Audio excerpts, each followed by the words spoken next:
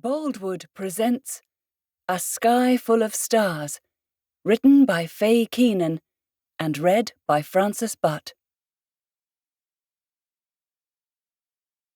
Chapter 1.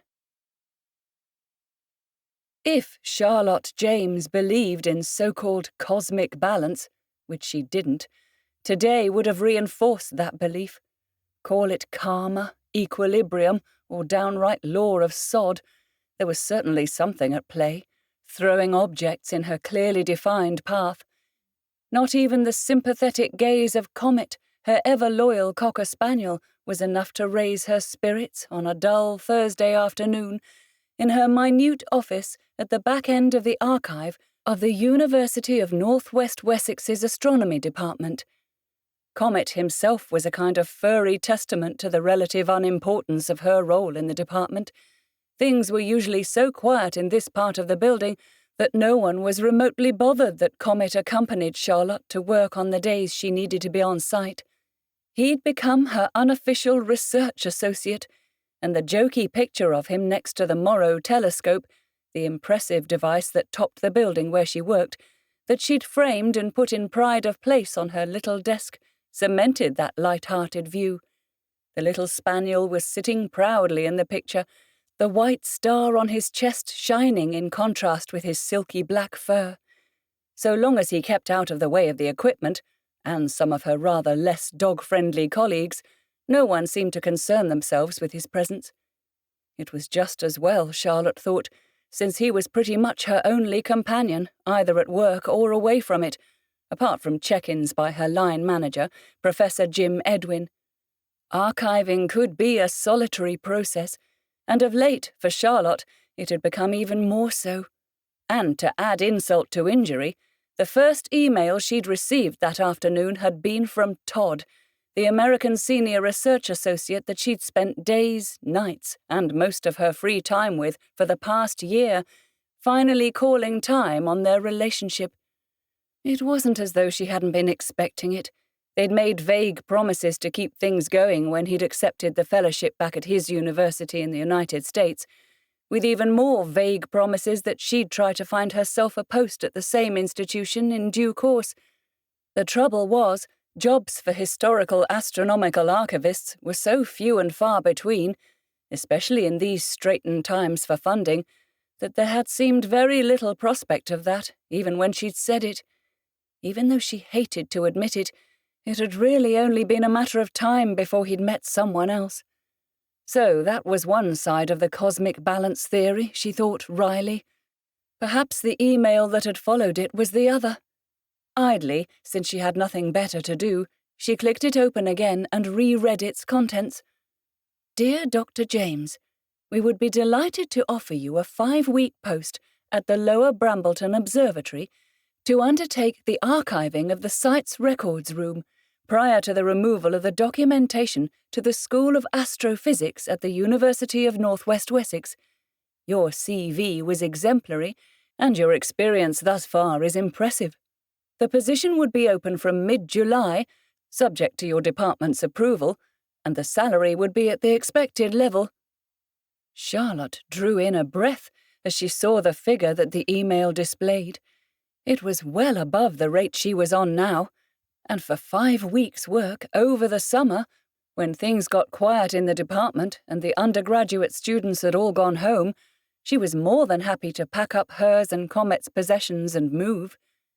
When she'd applied for the post, late one night after Todd had decamped to America, she'd felt she had no hope of ever getting it. But it seemed that her pessimism had been misplaced. The organization offering her the job, Flowerdew Homes, was not only offering to pay her a generous salary, but also to cover her accommodation costs for the time she was there. This was the opportunity she'd been waiting for, and would certainly go some way to easing the sting of Todd's betrayal. Charlotte reached down and ruffled her dog's neck. Comet, who had been lying in his basket to the right of Charlotte's chair, sniffed her hand expectantly. Smiling, Charlotte popped the lid off the cookie jar of dog treats that sat on her desk beside Comet's photograph. I suppose it's cause for celebration, she added, as he gently took the treat from her outstretched fingers. Then, feeling a touch peckish herself, she took a double chocolate brownie from the second jar on her desk and allowed herself to luxuriate in its taste. It was the last of a batch that she'd baked to cheer herself up, to a recipe that Todd had given her, and finishing the soft, gooey chocolate confection seemed to put a full stop to that part of her life well and truly. Glancing back at the email from Flowerdew Homes, she battled with her conscience for a long moment.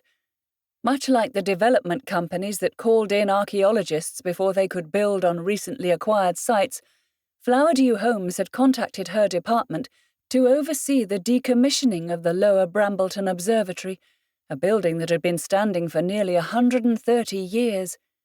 Although the observatory had fallen into disuse and some disrepair over the past 2 decades, there had been a resurgence of interest, partly driven by nostalgia and a fair dose of NIMBYism from many of the locals, in the old building and its contents.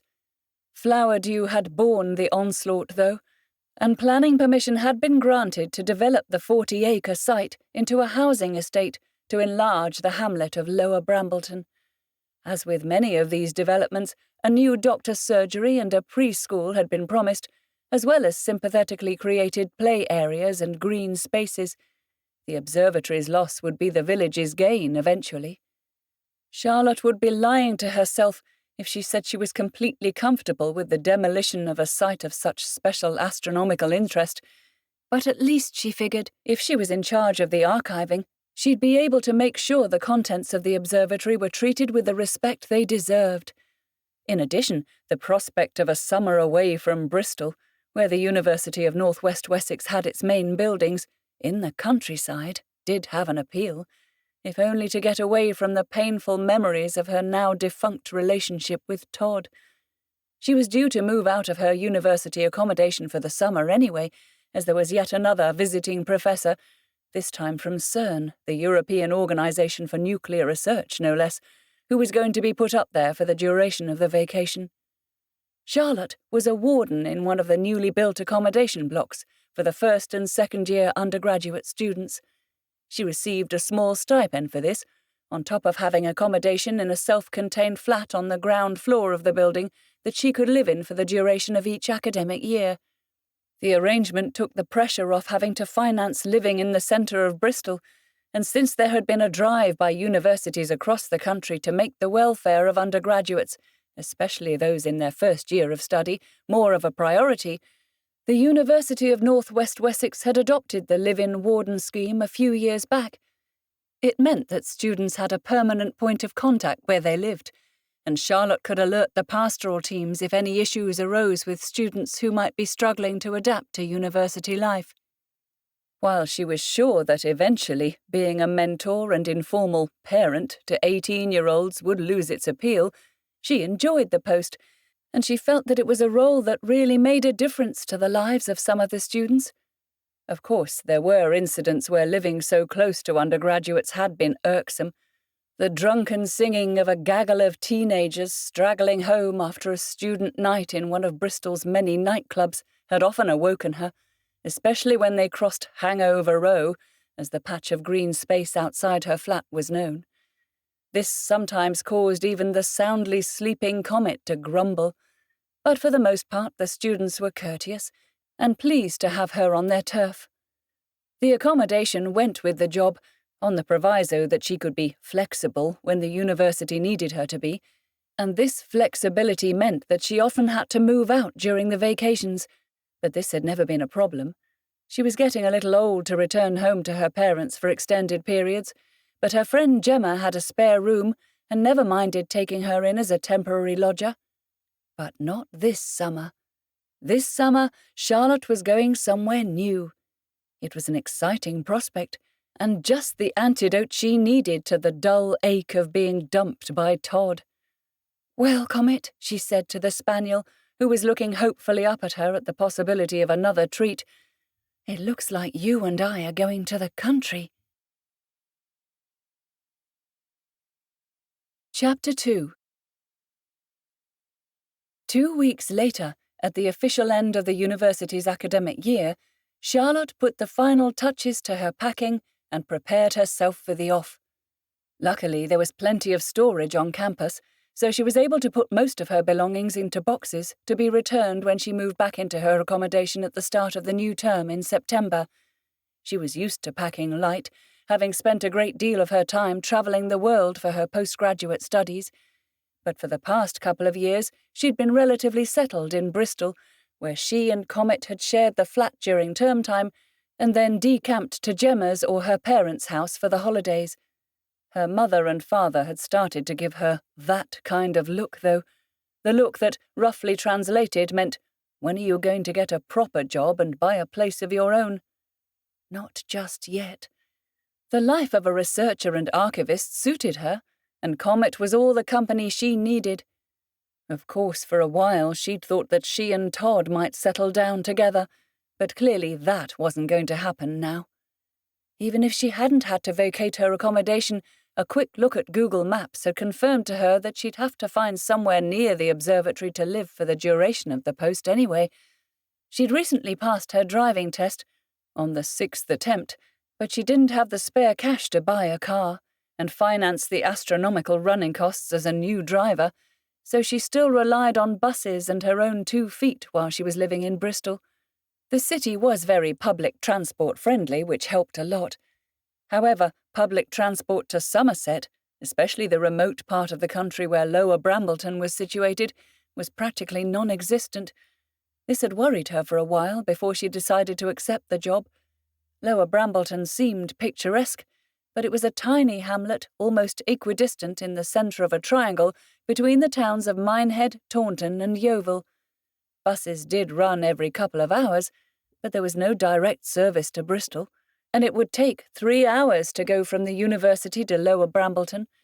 So instead of having to navigate this, she'd decided to move to the countryside for the duration. "Are you sure you've got everything?" Gemma, her best friend, and for today moving buddy, asked as Charlotte shut the door of the flat. "I mean, there's not a lot here." Charlotte smiled. "I always travel light. It's a habit I learned when I was chasing constellations in South America. Comet's probably got more stuff than I have." "You're not wrong," Gemma replied, wrinkling her nose as the pong of a well-used dog bed reached her nostrils.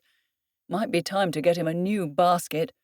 "He likes that one," Charlotte grinned. "I've tried replacing it, but he just won't take to any of the others.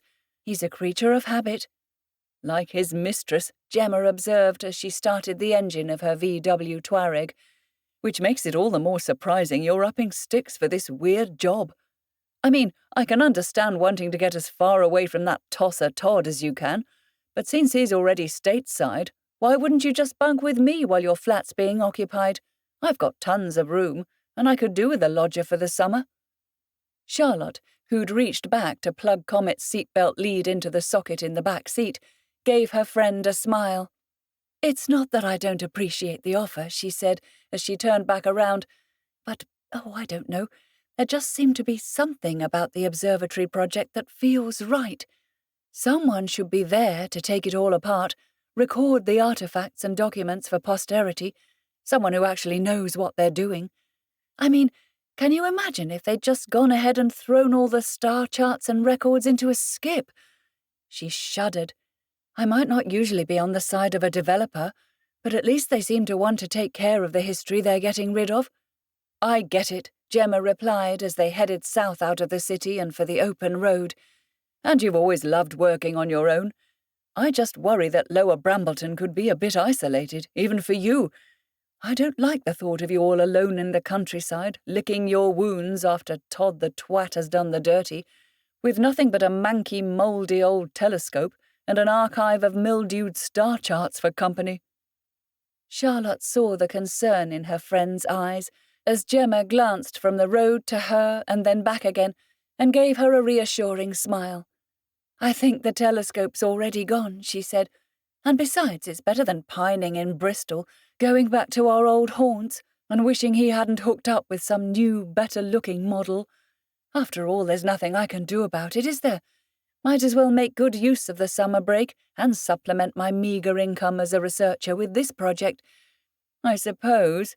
Gemma's tone clearly illustrated that she still needed some convincing. Besides, Charlotte continued, I've got Comet for company, and he's the only male I want in my life right now. Even if he needs a bath. Gemma's nose wrinkled delicately again.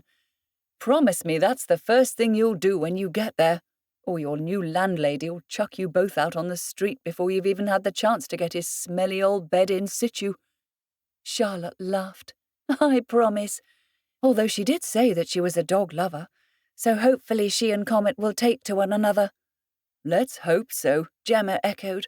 Don't get me wrong, I love the old boy, but he's rather too fond of rolling in unsavoury things for my liking. Yes, Charlotte laughed. I'll never forget the day he barreled in and rubbed eau de fox poo all over your living room carpet. You're a good friend to allow us both anywhere near your home or your car after that. Don't remind me, Gemma groaned. And Copernicus will definitely be glad he doesn't have to share with Comet this summer, no matter how much I'll miss you.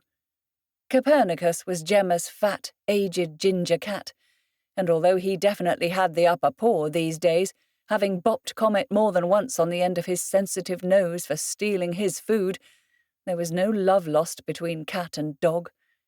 So what's the name of your landlady again? Gemma asked as the road began to widen, and the first of many pretty villages between Bristol and Lower Brambleton rushed by. Lorelei Ashcombe, Charlotte replied. She sounded nice on the phone. The university put me on to her, as she often has people to stay on short-term projects. She lives a stone's throw from the development, so her house seemed the best bet. Strange name, Gemma remarked. I wonder if she's one of those Somerset eccentrics, you know, hippies that never quite made it home from Glastonbury. I bet you'll get there, and it'll be all tie-dyed throws and incense. Charlotte laughed.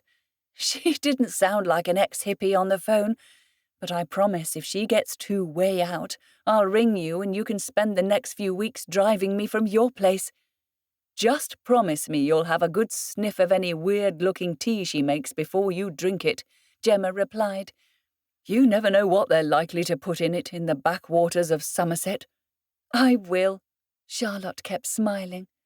Gemma was a bit of a fusspot, but she loved her, and she was glad her friend was always in her corner. She knew that if things didn't work out, Gemma would be there to lend a friendly ear and more practical help. But as they got nearer to their destination, excitement began to mingle with trepidation in the pit of Charlotte's stomach.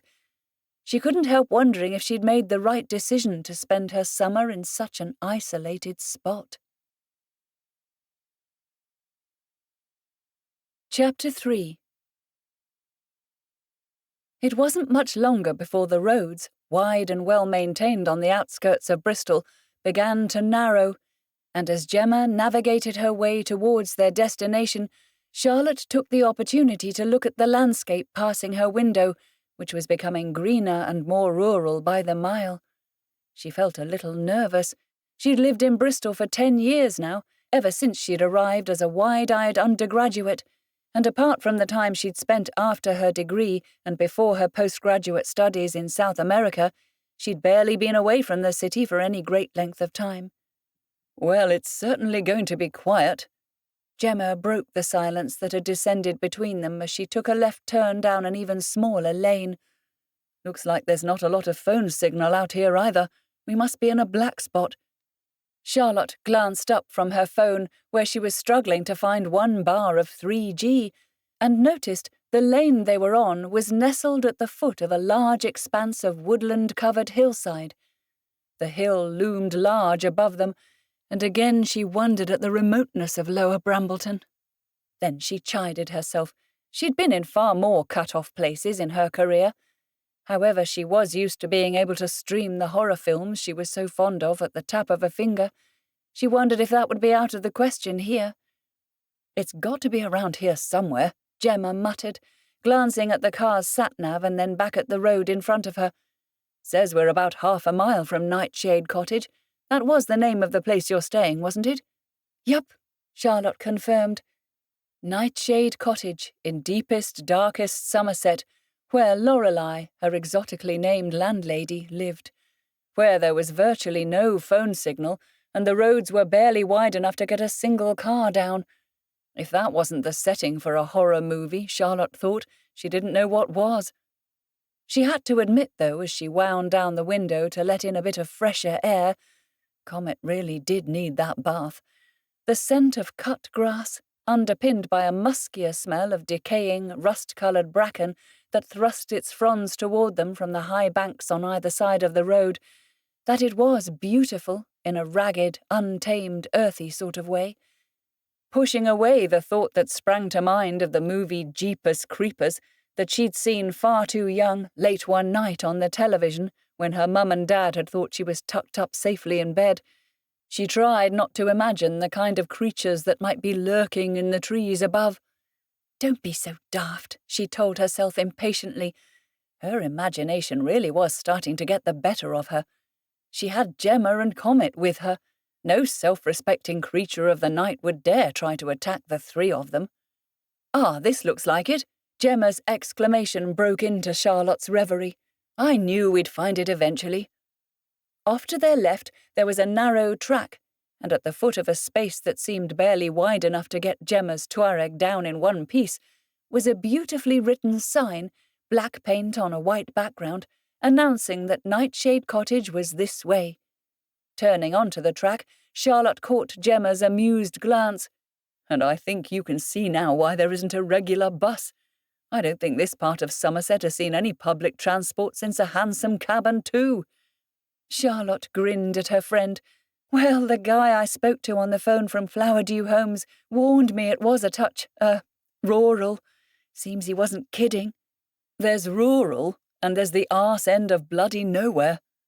Gemma pressed on her brake pedal to navigate a particularly deep pothole. As she did so, her expression grew more serious. "Charlotte, my darling, are you sure you want to spend the next few weeks here? I mean, you could be murdered, set in the concrete for a new patio, and I'd never know."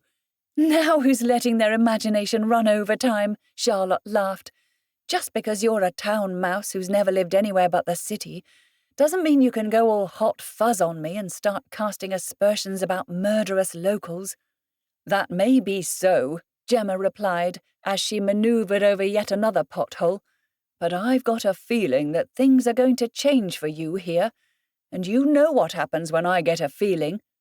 "Don't you usually just get a course of antibiotics for that?" Charlotte quipped. "And that's another thing," Gemma countered. "Have you even looked into registering for the GP? For all you know, it could be all herbal remedies and hacksaws in these parts. Sprain an ankle and they'll cut your leg off kind of thing." "I'd better not sprain an ankle then," Charlotte replied, a little shorter in tone than she'd intended.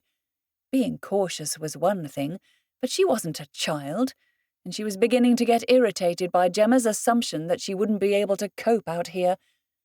The hedges on either side of the track grew thicker as Gemma drove further, and the height of them on either side of the car felt claustrophobic. It was a relief, then, when Charlotte spotted their destination, and she breathed out. There in front of them was a squat, thatched cottage with a pleasingly neat lawn and waist-high wrought-iron gates attached to pillars in front of a newly tarmacked driveway. "There!" She turned triumphantly to Gemma. "Not a Gothic turret or axe-murderer in sight. I told you it was going to be all right." Gemma snorted. "You're not through the door yet." They pulled into the drive and Gemma cut the engine. "Now, are you sure you don't want me to come in with you? I'm quite happy to see you over the threshold." Charlotte grinned at her friend. "It's fine. I'll text you when I'm tied up in the cellar." Rolling her eyes, Gemma pushed open her door. "Well, at least let me help you unload your stuff." The two women moved to the boot of the Tuareg, and in very little time Charlotte's suitcase and a couple of boxes of files and assorted possessions were stacked on the driveway. "Do you want me to wait?" Gemma said again. "I mean, what if your new landlady's not in?" Charlotte shook her head. "Honestly, it's such a nice day I can sit on the doorstep, and she gave me her mobile number to call if she wasn't in." "If you're sure." Gemma clearly wasn't happy about just leaving her friend, but also knew better than to argue. "But if you do end up shackled in the basement, try to let me know somehow." "I'm afraid I don't have a basement," A dryly amused voice cut into their conversation. It was filled in years ago, as it played havoc with the damp course. There's a coal cellar in the back of the garden where I keep all of my victims, though, if that helps you to visualize where your friend will be. Charlotte jumped guiltily, and Gemma had the good grace to blush before they both started to giggle. "Oh, hi," Charlotte said, turning in the direction of the voice. "I'm so sorry. My friend is a little protective of me, and has been teasing me all the way here about being out in the wilds of the countryside. I guess we both have pretty vivid imaginations." "I've heard worse, believe me. My grandson gets hives if he has to spend too much time out here. He's a proper townie and no mistake. I'm Lorelei Ashcombe. Welcome to Nightshade Cottage." At the woman's thrust-out hand, Charlotte began to relax. Lorelei was a slim woman who looked to be in her late 70s. Her white hair was cut short, and she was wearing an oversized grey-green shirt and cropped trousers and a pair of gardening shoes. Some green-stained gloves poked out of one of the pockets of her trousers, and over her other arm was a Somerset willow trug basket containing various freshly cut pastel-coloured flowers and a couple of smallish courgettes. "Charlotte James," Charlotte replied, "and this is my friend Gemma Halloran." She glanced at Gemma, whose face still showed a little colour from being caught out. "This really is a gorgeous spot, Mrs. Ashcombe." "Oh, call me Lorelei," came the response. "Everyone else does, including my grandchildren when they're cross with me." Lorelei's eyes twinkled, but Charlotte got the distinct impression that the older woman was a force to be reckoned with. Anyone who could live out here, alone, at her age, had to be pretty tenacious. "Well, I'll be off then," Gemma said, breaking the slight pause that had descended between the women. "Give me a call if you've forgotten anything, and I'll bring it down." "Thanks, hun," Charlotte replied. "Let me just get Comet out, and you're good to go." Comet, who was looking curiously and excitedly out of the left passenger window, jumped delightedly out of the car as Charlotte released him from the belt-buckle lead. Wagging his tail, he started to sniff all around the driveway before lifting his leg on a vibrant clump of delphiniums. Thankfully, Lorelei laughed. "He's obviously had a long trip."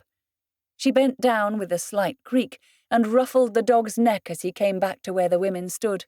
"Good boy. What's your name?" As Charlotte told her, Lorelei's smile widened. "But of course, in your job I wouldn't have expected anything less. Now, why don't you come into the house and get settled? It's about time I had a cuppa." "I think it's going to be all right," Charlotte thought, as she waved goodbye to Gemma, who was already reversing carefully down the drive, clearly keen to get back to Bristol. Picking up the first of the boxes, she followed Lorelei through the front door of Nightshade Cottage, Comet scampering boldly in her wake. Chapter 4. Charlotte demurred on the cup of tea straight away, preferring to get her living quarters in Lorelei's cottage organised first. She was a stickler for order, which had served her well in her career, and she wanted to make sure that everything was as it should be before she relaxed. Lorelei smiled and said to give her a shout when she wanted a hot drink, and left her to it after leading her through to her room. First impressions were definitely good. After a few minutes in Lorelei's company, Charlotte had made her way through to the spacious rooms at the rear of the cottage in a more modern extension. It ran down the side of Lorelei's gorgeously appointed back garden, and was joined to the main cottage by a lockable internal door, as well as having its own exterior entrance. Charlotte realized that she'd fallen on her feet. The bedroom was light and airy, and generously proportioned, with a king-sized bed, a chest of drawers, and a wardrobe, all in the same aged dark wood, which had been polished to perfection. There was a desk under the window with a leather top, which would be perfect for completing any work she brought home, and, joyously, there was a good space near the desk for Comet's basket. "There you go, boy," Charlotte said, as she placed his shabby bed into position. A smell of dog wafted from it again, and she resolved to try and get him interested in a new one just as soon as she could. Upon exploring, Charlotte saw a clean and surprisingly modern bathroom. There was even a small kitchenette tucked away under the staircase. The cottage, though it had looked small when she and Gemma had arrived, had depth to it, and Lorelei had made her guest quarters welcoming and private. The adjoining but lockable internal door to the space felt at once pleasingly separate, but also reassuringly connected. "You're welcome to use my kitchen whenever you like," Lorelei had said as she'd shown her around. "But experience has taught me that my lodgers like a few facilities of their own, so there's a hot plate, an air fryer, a kettle and a microwave that are just for you, and a fridge with an icebox too.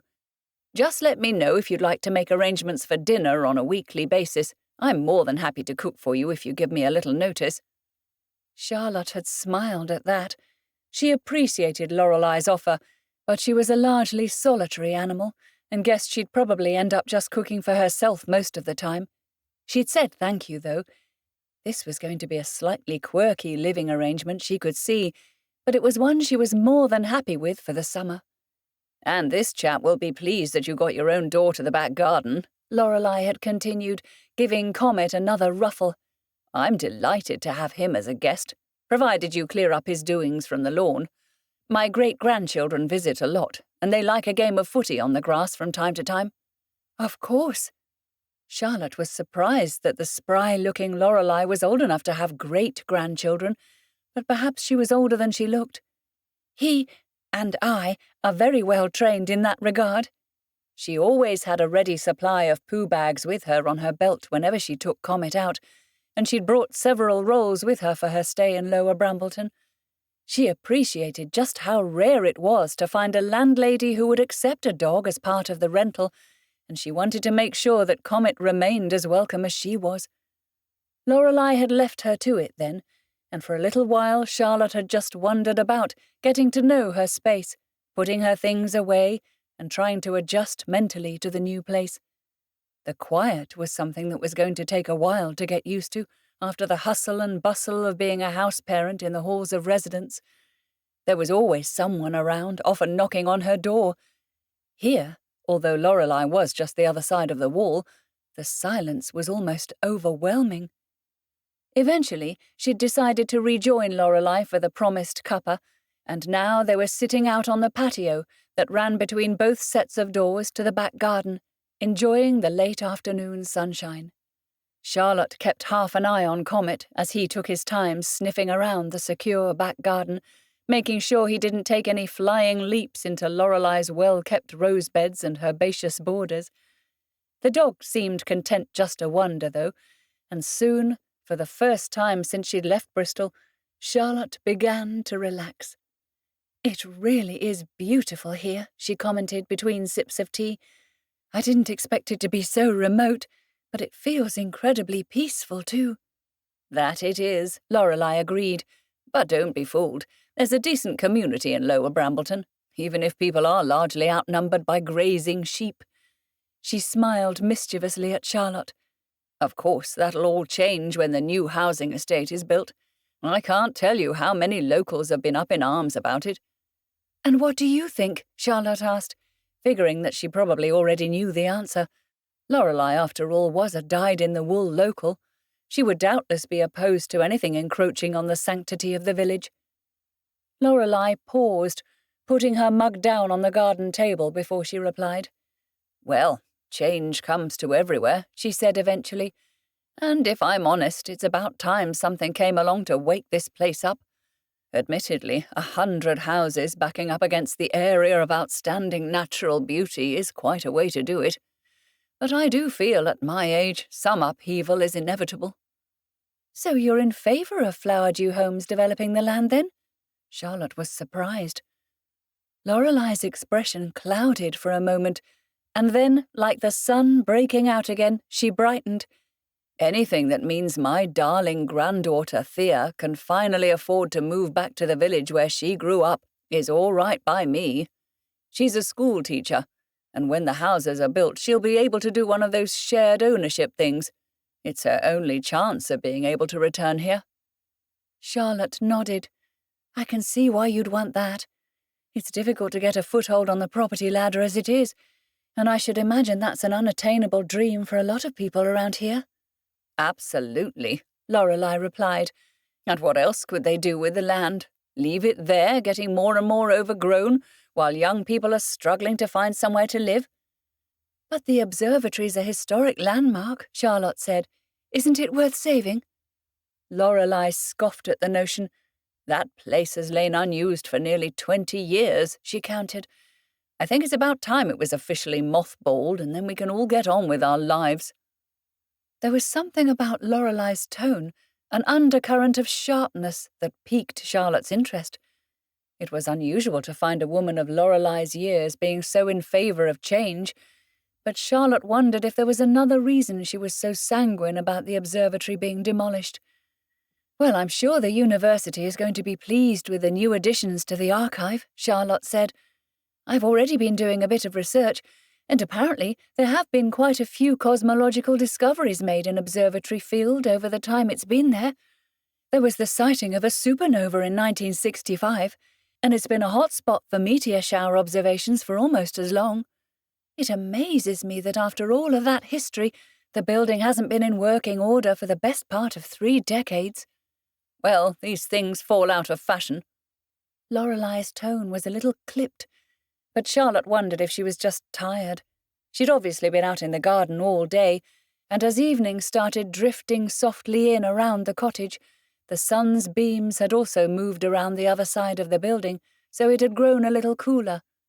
Charlotte glanced around for Comet, who'd collapsed, panting, on the flagstones of the patio. I'd better get my stuff sorted out for when I start work, Charlotte said, aware that the atmosphere between her and Lorelei had shifted somewhat. She couldn't quite put her finger on why, but then it may just have been that, as new acquaintances, they were still operating within polite boundaries. And I'd better get some dinner on. Lorelei's tone sounded warmer again. Can I interest you in a chicken Kiev, dear? There are 2 in a packet, and I so hate to open something and have to have it 2 nights running. Charlotte smiled. Thank you, but I tend to eat a little bit later. It was barely 6 o'clock, and she was a bit of a night owl. It went with the territory, she supposed. Her academic career had entailed staying awake into the early hours, observing the patterns in the sky, and making sure she noted down every change and nuance. She often joked that she was more at home in the darkness than the light. Well, I can keep it warm in the Aga for you, if you'd like to eat it when you're peckish, Lorelei said. Something told Charlotte that the older woman was trying to bridge the slight distance that had sprung up between them when they'd been talking about the observatory. She smiled. That would be lovely, so long as you don't mind my being in the kitchen. I don't tend to eat until about 9 o'clock. That's fine, Lorelei replied. As I said, you're free to use my kitchen when you'd like to. She looked mildly concerned for a minute as Comet came padding towards them. You don't make this chap wait so long for his dinner, I hope? Charlotte laughed. No, he gets his dinner at 6:30 on the dot, and if it's not ready, he reminds me with those eyes that no one in their right mind could ever resist. Right on cue, Comet looked up at her, and she stroked his ears affectionately. "Half an hour longer, old chap," she said, placing a kiss on the tip of his nose. Charlotte rose from her chair and picked up her teacup, as well as Lorelei's, to take through to the main kitchen. Something still niggled at her about the way Lorelei had responded to the talk of the history of the observatory. Everyone has secrets, she thought, and she wondered exactly what Lorelei wasn't telling her. Chapter 5. The next morning, Charlotte woke feeling refreshed. The bed was extremely comfortable, and the silence around Nightshade Cottage as darkness had finally drawn in made falling asleep easy. Comet had settled well in his bed too, and the first thing she heard as dawn broke was the rather pleasing alarm clock of wild birds outside in the trees that surrounded Lorelei's garden. Having been used to being awoken by the much less attractive sound of drunken students returning at dawn to their dorm rooms, this was a pleasant treat. She wondered how she'd feel in a week or two, though, at being up quite so early. Comet lifted his head as Charlotte swung her feet out of bed and into her furry Ugg slippers. No matter what the time of year, she always had cold feet, and the slippers were a worthwhile luxury. Yawning and stretching, she padded over to the bedroom door, not bothering to open the curtains just yet. Comet followed her through to the kitchenette, hot on her heels. Nightshade Cottage felt quiet. Charlotte remembered that Lorelei had said she was going out early to babysit her granddaughter Thea's children for the morning, and so she assumed that she had already left. Charlotte flipped on the kettle to make a cup of instant coffee, then let Comet out into the back garden where he did the necessary. While the kettle boiled, Charlotte ensured she kept her word and tidied up after the dog. "Well done, old chap," she said, as she settled onto the cosy sofa that occupied the living area. "What shall we do today? I think I'm in the mood for a bit of exploring. What do you say we take a wander and see what we can discover around here?" Comet tipped his silky black head to one side and regarded her with his usual quizzical expression. Charlotte laughed. It never got boring having a cocker spaniel as a companion, and she knew he'd be happy to take some exercise with her. Quickly, after grabbing a piece of toast and gulping down the rest of her coffee, she showered, dressed, and was soon locking the door to her rooms and heading out down the driveway. It really was shaping up to be a stunning morning. The sun was already high in the sky, and the air smelt fresh, warm, and inviting. Charlotte had packed a small rucksack with her phone, some water for herself and Comet, and the notebook and pen she carried everywhere, and resolved to see if she could find the Lower Brambleton Observatory. Officially, she wasn't due to start for another day or so, but she wanted to get her bearings. She knew it was within walking distance of Nightshade Cottage, through the woodland incline and at the top of the hill, but it wouldn't hurt to test that distance before she actually had to be there. As Charlotte walked along the path that seemed to double back around Nightshade Cottage, she noticed that Lorelei's home really was the only house for quite a distance. Although she'd begun following the narrow road that led to the house's driveway, she was soon directed by her phone's GPS, which to her relief was working, albeit intermittently, to a footpath that took her up through a copse of pine trees and up the hill. She'd expected a bit of a climb. Most observatories were at a higher point than the settlements around them, but the one at Lower Brambleton was still fairly close to the village itself, perhaps because there was relatively little light pollution this deep into the countryside. All that would change with the new houses, she thought, but that wasn't really her dilemma to consider. Making her way through the pine copse, which was heavy with the scent of warm sap and the mouldering remnants of wild garlic underfoot, Charlotte amused herself by watching Comet darting in and out of the trees, tail wagging, snout to the ground. She hoped he wouldn't find anything to roll in. No matter how fond Lorelei seemed of him, that wouldn't do him any favours with their new landlady. She loved the way he explored his surroundings, and it was wonderful to see him off-lead in a place where she didn't have to worry about meeting other people or their dogs. In Bristol, she'd had to keep a sharp eye on him, in case his questing nose got him into trouble. Eventually, the trees began to thin, and the top of the hill levelled off to a flat plain that extended across a generous sweep of land. Charlotte spotted a red brick building with a central tower enclosed by a high chain-link fence in the near distance, about 400 metres from her. That had to be the observatory. From this aspect, across a field of grass that looked as though it hadn't seen a mower in months, it looked lonely and unloved. Suddenly, Charlotte felt a sense of sadness that its time would soon be over. "Not your problem," she told herself firmly. She had a job to do, and she was determined to do it. Sometimes you just had to divorce yourself from your emotions and look at things in a scientific and factual way. Years of research had taught her that.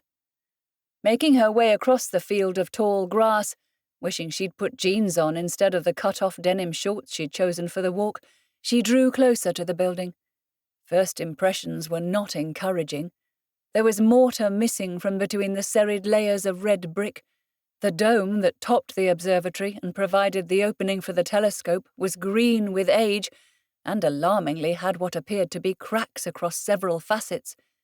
A vibrant green ivy plant twined possessively up one side of the building, and the windows that were inset into the heavy metal door at the front of it were grimy and blackened with dust and cobwebs. Charlotte had been warned by the contact at Flowerdew Homes that the observatory had lain abandoned for some years, and that a security company had looked after the land and the building since it had closed, but that hadn't stopped quite a few attempts by people hell-bent on breaking in to try their luck on the site. As a consequence, there was a heavy chain-link fence wrapped protectively around the building, with razor wire on top, and piles of junk and rubbish, obviously fly-tipped, at various points inside and outside the fence's perimeter. An old mattress, mouldy and damp, lay on its side just past the padlocked chain that marked the entry to the building. Several black bin liners, their contents spilling out like innards, obviously having been attacked by the local wildlife in need of a snack, were piled up. Charlotte wrinkled her nose at the smell of rotting refuse. "I think I'd best put you on a lead when you come with me tomorrow," Charlotte said, reaching down to touch Comet's soft head. It was partly for her own reassurance. She'd known the building was going to be a challenge, but the reality of it, deserted, abandoned, unloved, abused by time and indifferent locals, gave her a sense of melancholy that she was finding hard to shake. After the peace, tranquility, and wonderful atmosphere of Nightshade Cottage, it was an unpleasant contrast. Pausing a moment longer to look at the path that led from the gated fence to the front door of the observatory, Charlotte wasn't prepared for Comet, who'd caught sight of something on the other side of the fence, to suddenly wriggle through the gap between the gate and the fence and shoot off in pursuit. "Comet!" she shouted, heart thumping. "Get back here, you bugger!" Comet, however, was following his instincts. She watched as he rounded the corner of the observatory and disappeared from view. Calling his name again, she started to panic. This place, with all of its waste hazards, would be an absolute nightmare for a naturally inquisitive dog. He could have eaten anything by the time she caught up with him, not to mention cutting his feet on discarded items. The thought of syringes, rusty tin cans, and broken glass raced through her mind. She had to get through the gate and get him back before he seriously injured himself. If only she'd waited until she'd arranged to meet the contact that Flowerdew Homes had appointed. He'd have all the keys, and it would have been a matter of moments to retrieve her dog. Pushing against the fence, she attempted to wriggle through the small gap that she'd managed to create. It wasn't going to be big enough, she realized. She had one arm through, but that was about it. "Comet!" she yelled again, but frustratingly, the spaniel remained out of sight. Pushing herself harder into the gap, breathing in as far as she could, and starting a rather unbecoming wriggle, Charlotte could feel the cold steel of the fence biting into her back and chest as she wedged herself between the gate and the fence. "Just a little further," she muttered to herself, thanking goodness she'd only had one slice of toast for breakfast. But it was no good. She'd pushed through as far as the fence was prepared to admit her in its locked state. "Comet!" This time there was a hitch of pain and frustration in her voice. Then, breaking into her worry, came a harsh, angry voice. "Just what the hell do you think you're doing? Didn't you read the bloody sign? This is private property, and you're trespassing." Chapter 6. Tristan Ashcombe wasn't having a good day. In fact, if he was being honest, the whole week hadn't been that much cop either, or the month, or the year to date. And now, what was supposed to have been a brief recce of the Observatory Field site to double-check a couple of details before the final planning meeting on Monday had turned into a rout of yet another trespasser. Why couldn't they just leave this bloody place alone? "Oi!" he shouted again. "Can't you hear me? The observatory is out of bounds." Striding through the long grass, his jeans-clad legs that were tucked into Wellington boots made short work of the 50 yards between himself and the interloper. In irritation, Tristan swept his curly light chestnut hair out of his eyes, which were now fixed on the figure who was struggling, seemingly caught between the gate and the fence. As he drew closer, to his further annoyance, he realised there was a small, scrappy-looking dog gambolling around the entrance to the observatory building. "I suppose that animal belongs to you too, does it?" he snarled as the blasted dog began to yap. "Can't you shut it up?" The woman, who was still struggling to free herself from the two halves of the fence, turned furious eyes to him. "He's protective," she snapped back. "He doesn't like it when people shout, especially dickheads who appear to be threatening me." Tristan stopped a couple of yards in front of her. "Well, maybe you shouldn't be trespassing then," he retorted. It was bad enough that he'd been dragged down here on a Sunday morning, and now he had to deal with some hippy-dippy walker who, from the look of her, probably believed she and her dog were entitled to roam anywhere they chose. "I'm not trespassing," the woman, whose auburn hair had caught in the links of the fence, retorted. "I just wanted to take a look." "Well, you've no right to be here," Tristan replied. He paused. "You or your badly behaved dog. Don't you know there are hazards behind that fence where idiots have been fly-tipping for years? Both of you could end up injured." "Don't you think I know that?" she replied. "I hadn't been intending to go anywhere near the place. Comet wriggled his way through the gap in the fence, and I was trying to rescue him before he got hurt." Tristan's irritation subsided fractionally when he heard the concern in the woman's voice and saw the way her eyes suddenly glistened at the thought of her dog suffering a mishap. He gave a deep sigh. "Well," he said after a beat or two, "it's a bloody good job I brought the keys along with me then, isn't it?" Briskly, he unhooked the key holder from his jeans and hurried forward to unlock the padlock that kept the thick steel chain in place. As he did so, he caught the warm scent of a floral perfume emanating from the woman's body. Fumbling slightly with the padlock, he pulled it away, and the chain slithered to the ground, landing coiled and snake-like in the long grass. "There you go," he said, pushing the gate open. "Now you can get your dog back." "Thank you," the woman replied stiffly. She looked up at him, and her clear blue eyes, the same colour as the sky above them, showed appreciation along with some residual discomfort. "Comet!" she shouted, moving away from him. She went to go further into the compound where the observatory building was. "Stop," Tristan said quickly. He'd noticed, as she'd moved away from him, that she was only wearing a pair of Grecian-style flat sandals on her feet. Open toes and thin soles were no match for the potential dangers embedded in the long grass. "Like I said, there's all kinds of stuff in there. You're not exactly dressed to get through it." He looked down again at the woman's denim shorts and insubstantial footwear. "You don't want to get stabbed by broken glass, barbed wire, or worse." "What about Comet's paws?" the woman replied. "I can't just let him run around in there." Tristan sighed again. "Give me his lead, I'll get him." "He won't come to you," she said. "He doesn't like strangers." "Have you got any treats?" Tristan replied. "My Gran's old Labrador would go with anyone if they offered him a gravy bone." "Spaniels aren't the same," the woman replied, slightly mutinously. Nevertheless, she passed him the lead and a pouch of small, savoury-scented miniature bone-shaped treats. "Won't be a tick," Tristan replied. For some reason, he wanted to find this dog, and it wasn't just because animal and woman were trespassers. He could see the concern in her eyes and her very real worry for her pet. He suddenly wanted to bring the dog back to her. "Comet, did you say his name was?" Tristan asked. The woman nodded. Tristan smiled for the first time since they'd encountered one another. "Leave it to me." He glanced down at himself. "After all, I'm more sensibly dressed for walking through a junkyard." He wanted to say more to reassure her, but he realised that the best thing to do would be to get her dog back. Striding off, Tristan took a left to follow the side wall of the building and called Comet's name once, then twice. Frustratingly, there was no response, not even a whimper.